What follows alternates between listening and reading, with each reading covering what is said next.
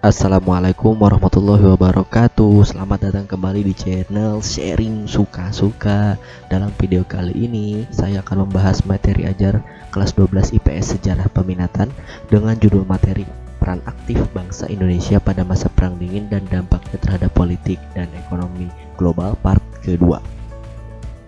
Namun sebelum memulai video ini, jangan lupa kalian untuk menekan tombol subscribe dan like ya. Lalu kalau misalnya ada yang mau ditanyakan atau ingin berpendapat atau bahkan mungkin memberikan kritik dan saran, boleh diisi di kolom komentar. Oke, langsung saja kita mulai, yaitu Perang Dingin kedua. Kemarin di video part ke-1-nya kita bahas Perang Dingin ke-1 dan sekarang kita bahas Perang Dingin yang kedua. Perang Dingin kedua ini merujuk pada periode peningkatan kembali ketegangan dan konflik antara kedua negara adidaya yaitu Amerika dan Uni Soviet pada akhir tahun 1970-an dan awal tahun 1980-an. Nah, dalam Perang Dingin kedua ini bisa kita lihat dari segi ekonomi, segi militer, dan segi politik. Dari segi ekonomi, itu Moskow telah membangun sumber daya militer yang menghabiskan 25% dari produk nasional brutonya dengan mengorbankan barang-barang konsumsi dan investasi di sektor sipil. Jadi saking inginnya mereka unggul di bidang militer, itu Uni Soviet menghabiskan 25% dari produk nasional yang biasanya digunakan untuk barang-barang konsumsi dan investasi di sektor sipil. Nah, sedangkan Amerika Serikat juga meningkatkan pengeluaran militernya dari 55,3% atau total GNP pada tahun 1981 menjadi 6,5% pada tahun 1986. Jumlah anggaran militer terbesar sepanjang sejarah Amerika Serikat.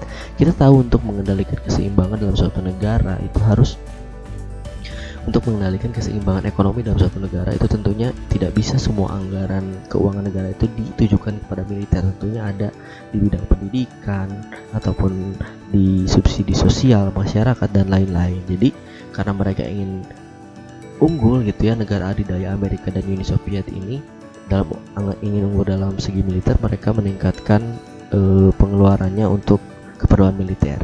Nah, dari segi militer pun karena tadi sudah ditingkatkan, itu peningkatan ketegangannya semakin terlihat dari dipasangnya rudal balistik RSD-10 Pionir milik Soviet yang mengarah ke Eropa Barat. Eropa Barat adalah negara yang bersekutu dengan NATO yang dibuat oleh Amerika, dan NATO pun memutuskan untuk memasang rudal jelajah dan MGM-31 Pershing itu sama rudal ya di Eropa yang ditempatkan hanya berjarak tempuh 10 menit ke Moskow. Jadi ini sudah saling berhadap-hadapan, tinggal salah satu negara memulai. Namun makanya disebut Perang Dingin itu karena mereka tidak melakukan peperangan secara langsung, jadi mereka hanya bersaing, istilahnya seperti saling mengintimidasi dan mengancam. Nah, dari segi politik itu Perang Dingin kedua ditandai dengan peningkatan dukungan pemerintah di dunia ketiga melawan pemberontakan internal. Dunia ketiga di sini maksudnya adalah negara-negara yang tidak masuk Pakta Warsawa ataupun NATO ya guys. Jadi mereka itu tidak masuk ke blok timur maupun blok barat.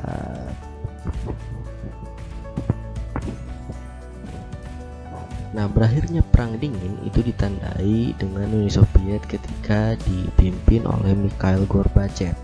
Pada tahun 1985, beliau diangkat menjadi Sekretaris Jenderal Partai Komunis dengan kondisi perekonomian Soviet yang menurun tajam. Jadi karena dampak dari anggaran yang difokuskan terhadap militer tadi itu membuat keseimbangan ekonomi di Uni Soviet itu menurun tajam, lalu mengeluarkan kebijakan yang disebut Perestroika dan Glasnost. Perestroika itu restrukturasi dan Glasnost adalah keterbukaan. Lalu pada tanggal 3 Desember 1989 dalam konferensi tingkat tinggi Malta itu Gorbachev dan George H.W. Bush secara resmi menyatakan bahwa Perang Dingin sudah berakhir. Setahun kemudian, dua negara tersebut bermitra dalam Perang Teluk melawan Irak. Uni Soviet secara resmi dibubarkan pada tanggal 25 Desember 1991. Nah, apa itu Perestroika dan Glasnost? Perestroika itu adalah kepemilikan. Jadi di dalamnya itu ada Uni Soviet itu sudah mulai melirik bisnis atau ala-ala Amerika, di mana mereka itu ada yang namanya kepemilikan swasta, tidak lagi semuanya diatur oleh negara, ada investor asing. Lalu tujuannya adalah agar sumber daya diarahkan ke pengembangan sektor sipil, bukan lagi militer. Jadi supaya ekonominya kembali seimbang, itu dilakukan kebijakan perestroika ini, direstrukturisasi atau diulang kembali. Nah, lalu Glasnost keterbukaan, di mana Gorbachev ini membebaskan pers. Asalnya pers itu dikekang oleh pemerintah tentunya karena itu memang menjadi ciri khas negara komunis. Lalu transparansi lembaga-lembaga negara yang asalnya tertutup sekarang bisa dilihat oleh masyarakat luas, mengurangi korupsi dalam tubuh partai komunis, mencegah penyalahgunaan kekuasaan di komite sentral, dan meningkatnya hubungan Uni Soviet dengan dunia barat yang asalnya mereka melakukan perang dingin tadi. Nah, sekarang itu mulai berbaikan lah, istilah sederhananya ya. Nah, dampak perang dingin itu adalah Rusia sebagai ahli waris utama Uni Soviet memotong pengeluaran militer secara drastis. Restrukturisasi ekonomi menyebabkan jutaan warga di seluruh Uni Soviet menganggur. Itu untuk Uni Soviet ya dampaknya ya. Lalu untuk dampak untuk Amerika sendiri, menyisakan Amerika Serikat sebagai satu-satunya negara adidaya di dunia. Jadi setelah Uni Soviet runtuh, yang menjadi negara adidaya di dunia satu-satunya adalah Amerika Serikat pada tahun itu ya, pada tahun 90-an. Nah, pengeluaran militer Amerika selama berlangsungnya perang dingin diperkirakan hampir atau sekitar 8 triliun dolar, sedangkan hampir 100.000 orang Amerika kehilangan nyawa dalam perang Korea dan perang Vietnam. Kita tahu dalam perang ideologi Korea sampai terbelah menjadi dua bagian, Korea Selatan dan Korea Utara, sedangkan Vietnam juga ada partai-partai di dalamnya. Di perang terjadi di mana ada kekuasaan komunis dan juga kekuasaan yang mendukung demokrasi atau liberalisme ya guys. Nah, dampak perang dingin untuk dunia adalah konflik baru di sejumlah negara ya, jadi mendorong perkembangan teknologi juga, berkembangnya demokrasi dan kesadaran terhadap hak asasi manusia. Dan untuk dampak kepada Indonesia sendiri, turunnya Soekarno dari puncak kekuasaan pada tahun 1966 itu diduga kuat dibantu oleh CIA yang tidak ingin Indonesia berafiliasi dengan Uni Soviet. Kenapa seperti itu? Karena pada saat itu Soekarno itu kekeh membela Partai Komunis Indonesia, sedangkan pada saat itu terjadi tragedi yang memilukan mengatasnamakan Partai Komunis Indonesia membantai 7 jenderal, sehingga Soekarno yang dituduh menjadi salah satu pendukung dari PKI itu harus digulingkan dari tampuk kepemimpinan, dan penggulingan tersebut dilakukan oleh atau dibantu oleh CIA, diduga kuat.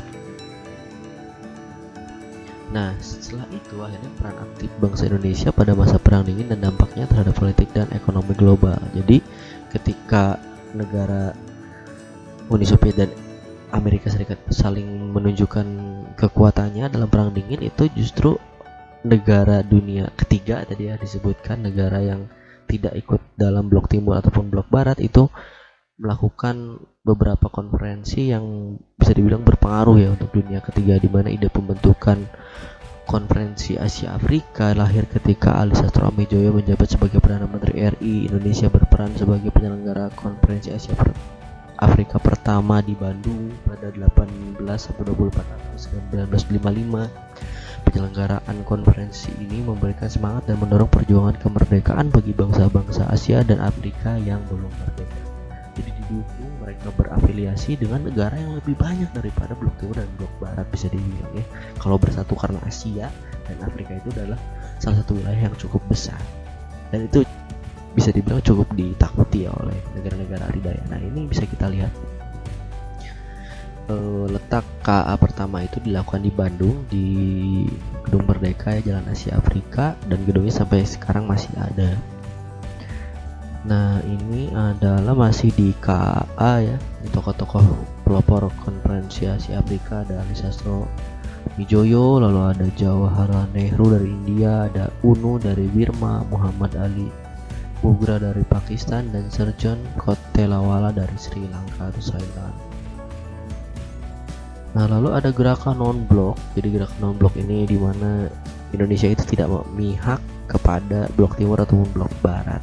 Indonesia menjadi salah satu pelopornya. Indonesia memegang kepemimpinan gerakan non-blok pada tahun 1992 sampai 1995 dan pernah menjadi tuan rumah KTT GNB pada 1 sampai 7 September 1992 di Jakarta dan Bogor. Lewat Jakarta Message, Indonesia berhasil menfokuskan kerjasama pada pembangunan ekonomi dengan menghidupkan kembali dialog Selatan-Selatan. Indonesia turut andil dalam menyelesaikan berbagai konflik regional antara lain Kamboja, gerakan separatis Pro di Filipina, dan sengketa di Laut Tiongkok Selatan. Ya, ini bisa kalian lihat ya, saya tunjuk dengan kursor. Ini adalah para pendiri gerakan non-blok.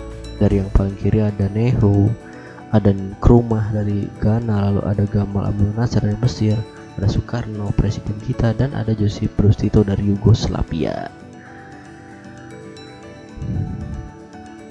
Lalu ada OKI, Indonesia memfasilitasi upaya penyelesaian konflik antara pemerintah Filipina GRP dengan Moro National Liberation Front MNLF dengan mengacu kepada Final Peace Agreement atau perjanjian damai 1996, memberantas ekstremisme, kekerasan dan terorisme.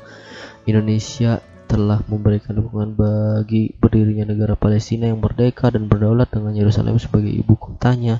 Berkenaan dengan isu Islamofobia, pemerintah Indonesia menekankan mengenai perlunya mengajak pihak Barat dalam proses penciptaan proses dialogis lintas agama dan kebudayaan yang konstruktif. Lalu Indonesia juga membangun ASEAN ya, jadi organisasi yang menyatukan negara-negara Asia Tenggara. Peran Indonesia dalam ASEAN selain sebagai salah satu negara pemprakarsa, Indonesia juga merupakan negara yang terbesar di kawasan ini. Konferensi tingkat tinggi KTT ASEAN yang pertama diselenggarakan di Bali, Indonesia pada 23 sampai 24 Februari 1976. Sekretaris Jenderal pertama ASEAN dijabat oleh HR Darsono dari Indonesia. Ini bisa kalian lihat, ini adalah penandatanganan Piagam Deklarasi Bangkok oleh wakil negara pelopor ASEAN. Dari kiri ke kanan ada Narcisco Ramos dari Filipina, ada Malik Indonesia, lalu ada Tanda Koman dari Thailand, ada Tun Abdul Razak dari Malaysia, dan S Rajaratnam dari Singapura.